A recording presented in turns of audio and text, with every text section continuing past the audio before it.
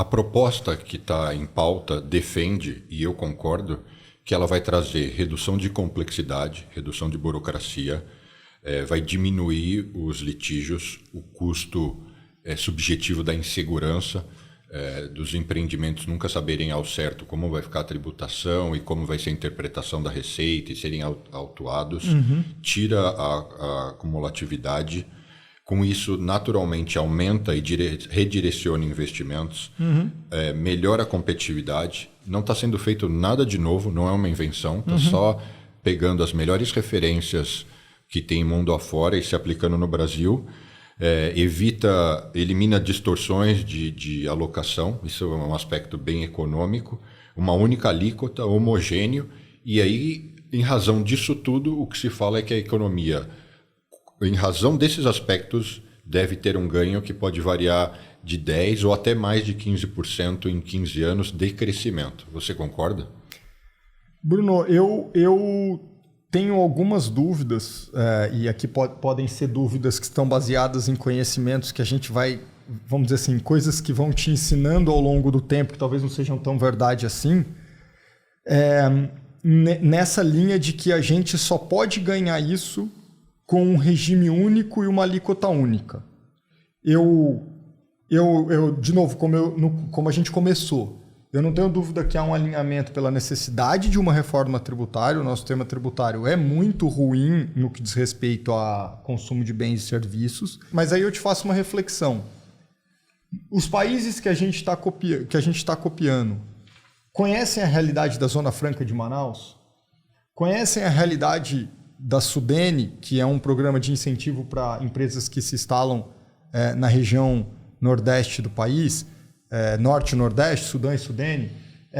Eles conhecem a necessidade de incentivos para determinados empreendimentos, por exemplo, do setor agrícola, que sofre com outras questões que são, no fundo, compensadas com as reduções de tributo, questões logísticas e tudo mais de um Brasil que a gente sabe que precisa de muito investimento, e aí se compensa com benefícios fiscais, se compensa essa questão. Quer dizer, a minha dúvida é se a reforma que prevê, e a PEC 45 diz isso, vamos acabar com esses benefícios fiscais, com esses diferentes sistemas a depender de qual negócio nós estamos falando, de que setor nós estamos falando, e vamos criar uma alíquota única.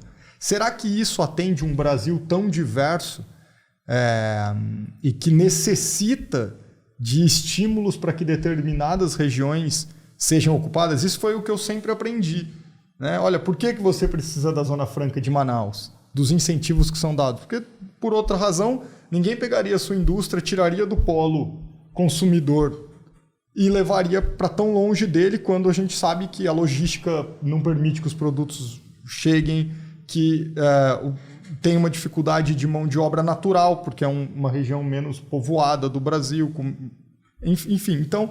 É uma discussão polêmica, complexa e profunda, mas do ponto de vista econômico, abstraindo dessas exceções e particularidades de algumas regiões e alguns programas, eu concordo que ela deve otimizar a economia e se a gente pensar que os percentuais podem superar 15% de crescimento no PIB em um ano, é um número extraordinário. Sim. E que outras economias, quando você analisa desde a reforma às décadas seguintes, elas conseguiram, em razão, é lógico, de uma combinação de outros fatores, elas conseguiram executar isso.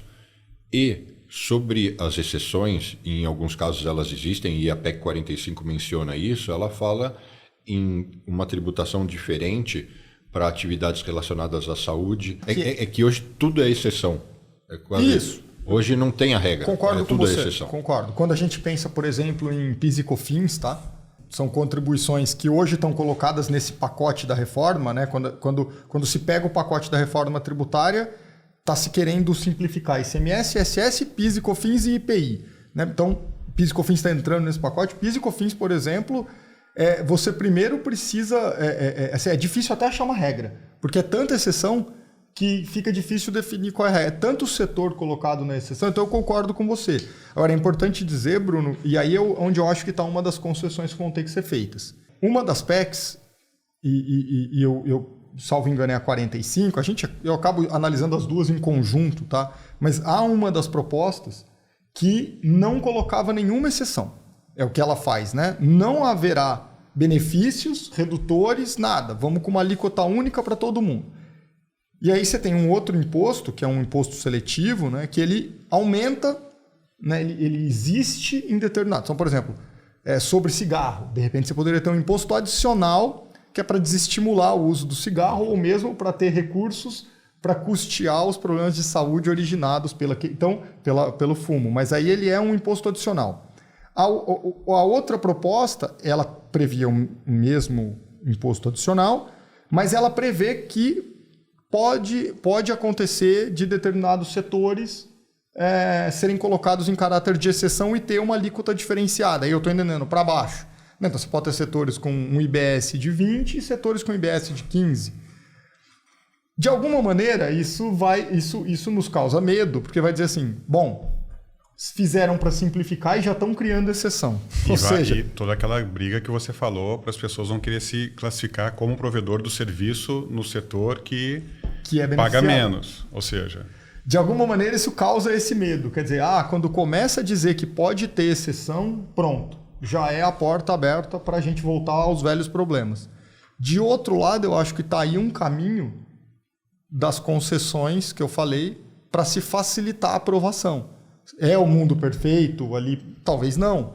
Mas talvez com essa possibilidade você caminhe algumas casas. Né? Isso pode ser o primeiro passo. Depois você faz ele de novo, quem sabe daqui a alguns anos, e elimina essas diferenças. Exato. Quando você deu um tempo para o sistema se acomodar.